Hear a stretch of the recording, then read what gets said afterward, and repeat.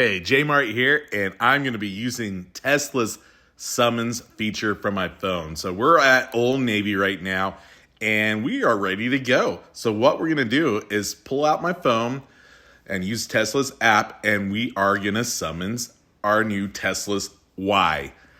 So inside the summons app for Tesla, there's this button that says go to Target. That's not Target the store, but Target as what I set, which is my location. So right now you can see the Tesla right there just lit up, and we're going to back it up.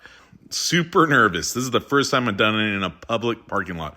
People, cars, and everything is going on. Playing around with it before, I feel very confident that it's going to be successful. So you can see right there, the car is literally pulling out. So I can visually see what the car is doing, what's going around it, and I also have the camera views.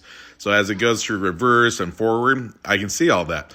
Here's a white car coming out. I got super nervous and of course, that's coming out and it's going to go towards my direction. So here you go. You can see I stopped the car. It put my flashers on that I stopped it. I'm like, I gotta keep going. I need to clear it for him. So it goes around the car. And here's some people over here. Here, now it turns on the blinker and then it's gonna pull in front of us.